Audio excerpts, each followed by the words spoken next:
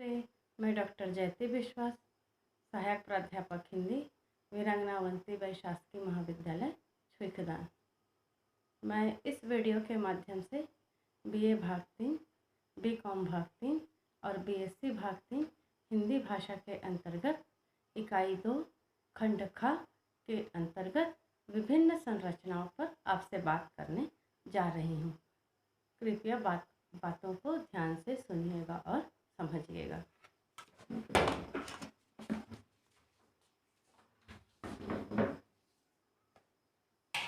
BA भाग 3, BCom भाग 3 और बीएससी भाग 3 हिंदी भाषा के अंतर्गत इकाई 2 में जो 2 भाग हैं, खंड क में कुछ निबंध आपको पढ़ना है और खंड ख में हम पढ़ने जा रहे हैं विभिन्न संरचनाएं।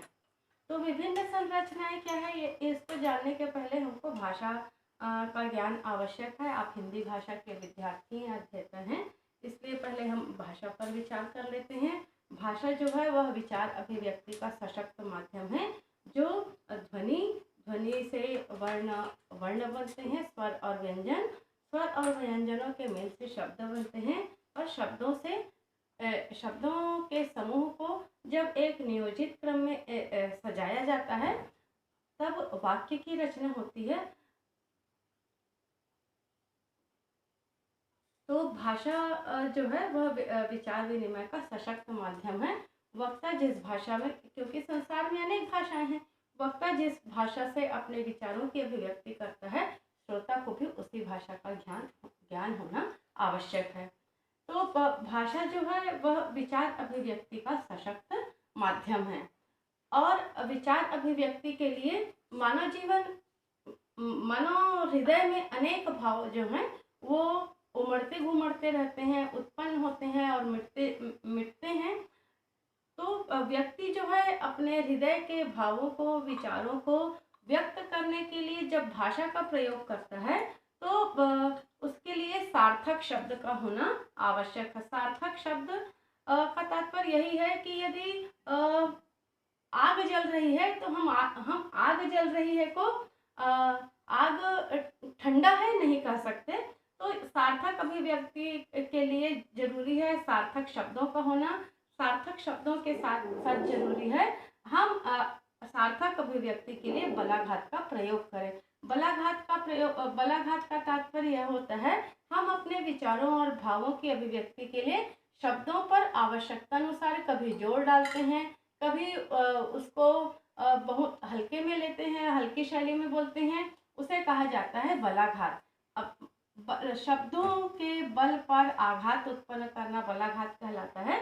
तो सार्थक शब्दों के साथ साथ बलाघात की आवश्यकता होती है, जिनसे अभिव्यक्ति हम सशक्त रूप से कर सकते हैं। तीसरी बात मैंने यहाँ पर लिखा है, भावाभिव्यक्ति में शब्द प्रमुख साधन होते हैं जो वाक्य की संरचना में सहायक होते हैं। तो शब्द प्रमुख साधन होते हैं और वे वाक्य की संरचना में सहायक होते हैं। वाक्य की संरचना कब निर्मित होती है? जब हम शब्दों को व्याकरणिक नियमों के अनुसार उसे एक नियोजित क्रम में जमाते हैं, तब वाक्यों की रचना होती है। हिंदी भाषा में हम देखते हैं कि वाक्य की संरचना के लिए शब्द जो होते हैं, जैसे मैं खाना खाता हूँ, तो मैं करता है, खाना कर्म है और खाता क्रिया है और हूँ सहायक क्रिया है। परंतु इस क्रम को यदि हम अलग अलग कर दें, इसके क्रम को इधर उधर कर दें, तो क्या हम उस शब्द के समूह से वाक्य बना पाएंगे और क्या ऐसे वाक्यों से क्या विचारों की अभिव्यक्ति हो सकती है? ऐसा संभव नहीं है। प्रत्येक भाषा का अपना एक व्याकरण होता है और उस व्याकरण के नियमों के अंतर्गत वाक्यों को नियोजित किया जाता है, तभी शब्द जो हैं वो वाक्य की संरचना में सहायक होते हैं। वाक्य की संरचना में व्याकरण की महत्वपूर्ण भूमिका होती है।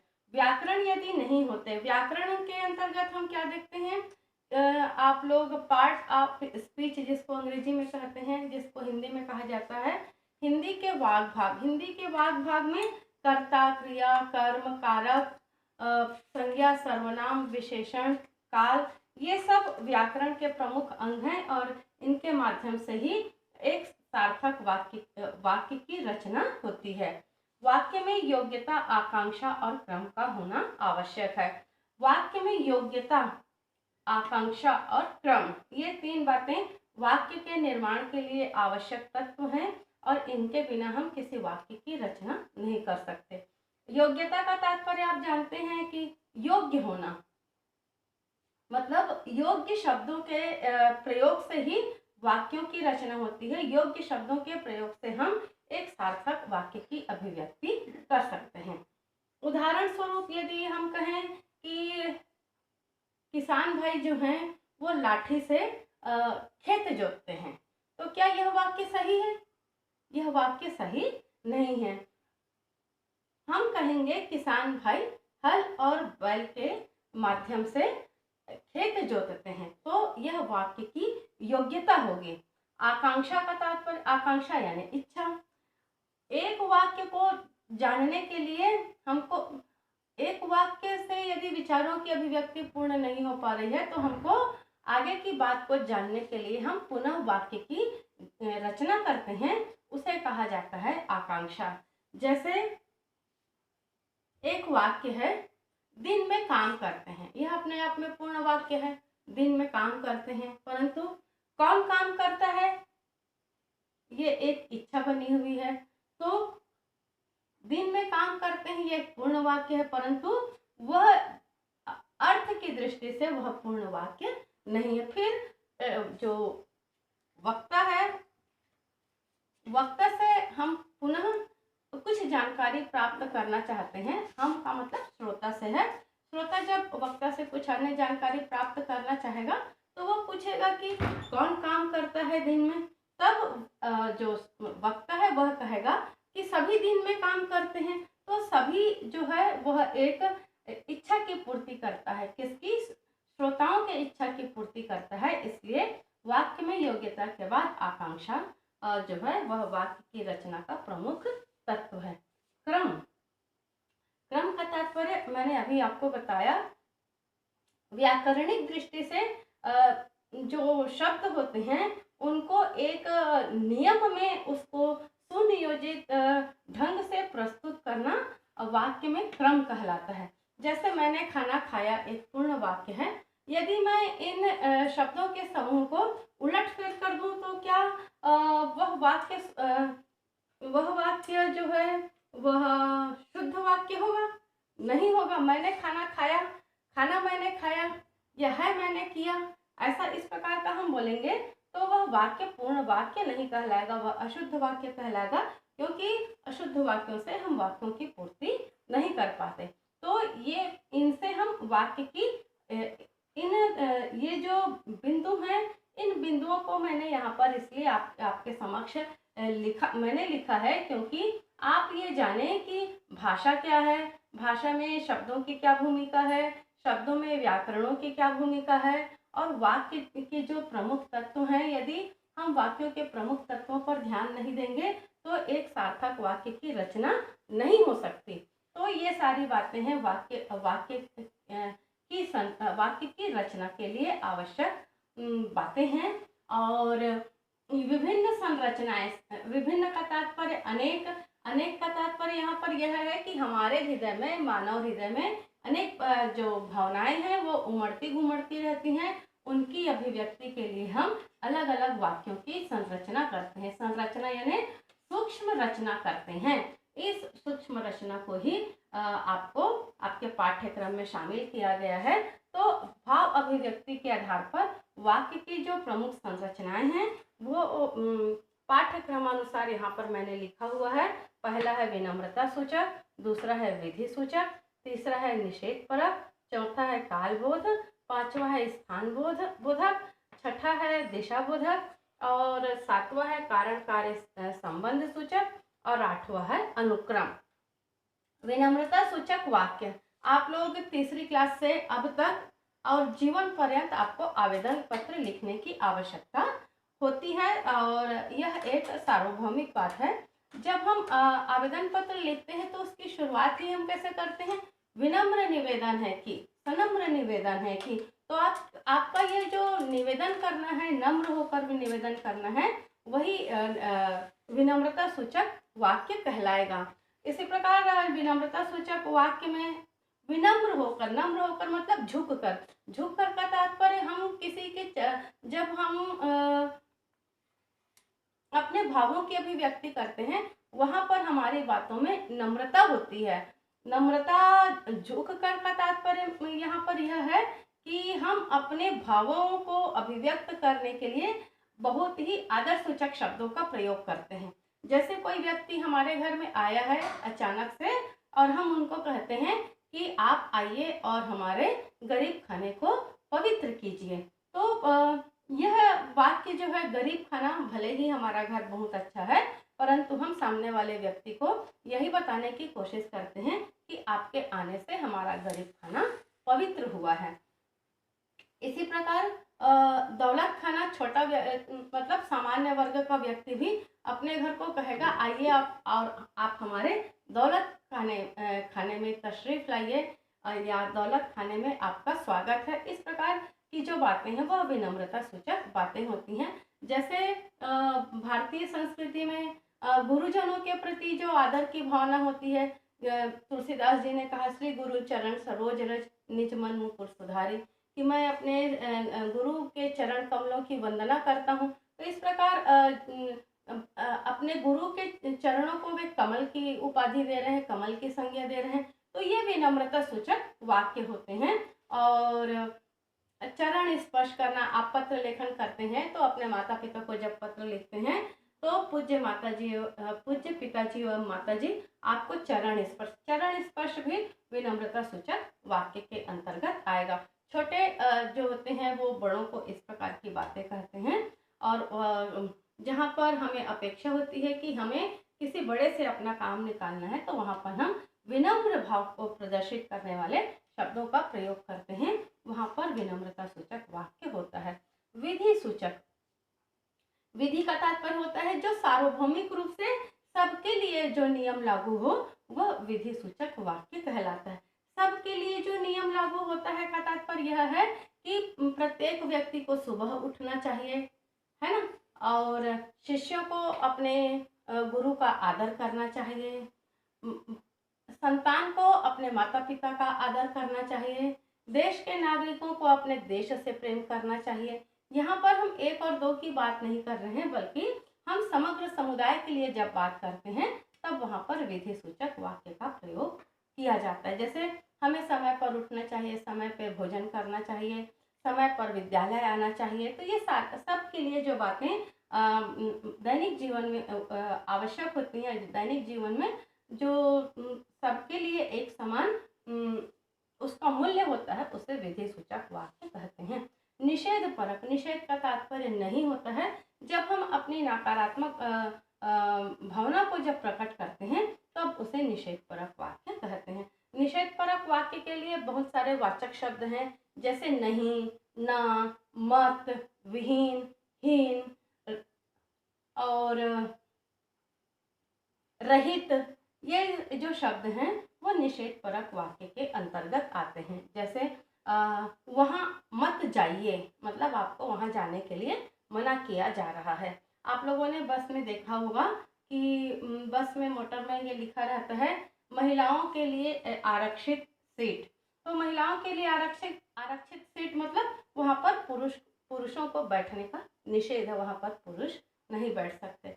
आप लोगों ने सार्वजनिक यातायात के साधनों पर भी लिखा हुआ देखा होगा कि धूम्रपान निषेध है, मतलब आप वहाँ पर बीड़ी सिगरेट नहीं पी सकते। इसी प्रकार जैसे यह घड़ा पानी से रहित है, मतलब वहाँ पर पानी नहीं है। हम किसी व्यक्ति को कहते हैं अरे यह तो बुद्धिहीन है, तो बुद्धिहीन का तात्पर्य उसके पास बुद्धि नहीं है। तो ये निषेध परक वाक्य के वाचक शब्द हैं, और जिनका प्रयोग करने से निषेध परक वाक्यों की रचना होती है। काल बोध, काल का तात्पर्य आप लोग अच्छे से जानते हैं। काल का अर्थ होता है समय। समय को हिंदी भाषा में 3 भागों में बांटा गया है। पहला है वर्तमान काल, दूसरा है भूतकाल और तीसरा है भविष्य काल। परंतु हम यहाँ पर उस काल की बात नहीं कर रहे हैं। यहाँ पर काल के माध्यम से अपने भावों की अभिव्यक्ति किस प्रकार करते हैं। जैसे क्षण, क्षण भी काल का सूचक है। घंटा, सप्ताह, साल, महीने, ये जो शब्द हैं वो भी काल को प्रदर्शित करने वाले शब्द हैं। जैसे क्षण क्षण मनुष्य का जो जीवन है वह व्यतीत होता चला जा रहा है, या आने वाले महीने में हमारी परीक्षा हो सकती है। हमने इस वर्ष बहुत अच्छे से पढ़ाई की। तो इस प्रकार के जो वाक्य होते हैं वो कालबोधक वाक्य कहलाते हैं। स्थान बोधक, नाम से स्पष्ट स्थान का जहाँ पर बोध हो वहाँ पर स्थान बोधक वाक्य की रचना होती है। स्थान बोधक के लिए जैसे आगे पीछे दाएं बाएं जो हैं वो स्थान बोधक। जैसे हमारे घर के आगे नदी बहती है, हमारे घर के बाएं एक मंदिर है।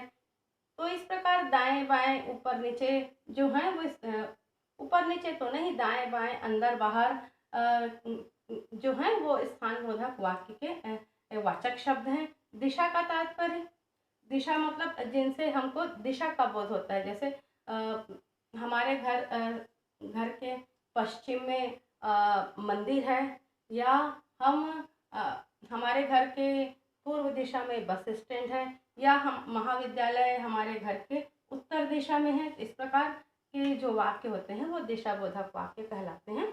इसके बाद आता है कारण कार्य संबंध। कारण कार्य, यहाँ पर कारण और कार्य दो शब्द हैं। कारण जब होगा तभी कोई कार्य होगा। तो कारण और कार्य के बीच संबंध जो बताने वाले, जब वाक्य की रचना होती है कारण और कार्य के बीच संबंध बताने वाले कार्य की रचना को हम कारण कार्य संबंध कहते हैं। एक पहला वाक्य जो होता है वह कारण होता है और दूसरा वाक्य जो होता है वह कार्य होता है। जैसे उदाहरण स्वरूप कि गार्ड ने हरी झंडी दिखाई और ट्रेन चल पड़ी। तो गार्ड का हरी झंडी दिखाना कारण है और गाड़ी का चल पड़ना उसका कार्य है। दूसरा वाक्य जैसे हम ले सकते हैं, चिड़िया को गोली लगी और चिड़िया जमीन पर गिर पड़ी। तो चिड़िया को गोली लगना कारण है और चिड़िया का जमीन पर गिरना कार्य है। इसी प्रकार रसोई बनने में देरी थी इसलिए मैं समय पर भोजन नहीं कर सका। तो रसोई में भोजन देर से बना कारण है, इसलिए समय पर भोजन नहीं करना उसका कार्य है। तो ये कहलाता है कारण कार्य संबंध है। एक जो होता है कारण होता है वाक्य का और दूसरा जो भाग होता है वाक्य का वह कार्य के संबंध को अभिव्यक्त करता है। इसके बाद आता है अनुक्रम। अनुक्रम की चर्चा मैं यहाँ पर पहले भी कर चुकी हूँ। अनुक्रम का अर्थ होता है कोई शब्द जो होते हैं, शब्दों के समूह से वाक्य की रचना होती है, परंतु शब्दों के समूह मात्र को ही हम वाक्य नहीं कह सकते। शब्दों के समूह को हमको एक सुनियोजित क्रम में जमाना पड़ता है। सुनियोजित क्रम में जमाने के लिए व्याकरणिक नियमों की आवश्यकता होती है और उन नियमों में जब शब्दों का विन्यास हो जाता है, शब्द जो है वो स्थापित हो जाते हैं, उसी शब्दों की स्थापना को अनुक्रम कहा जाता है। यदि हम उसके क्रम को बदल देंगे तो हम अपने भावों या विचारों की अभिव्यक्ति सशक्त रूप से कर पाने में असमर्थ होंगे। जैसे मैंने रोटी खाई के जो शब्दों के समूह हैं, यदि मैं उसको बदल देती हूँ तो क्या मैं अपने विचारों की अभिव्यक्ति में सक्षम हो पाऊंगी, अर्थात मैं अपने विचारों की अभिव्यक्ति में सक्षम नहीं हो पाऊंगी।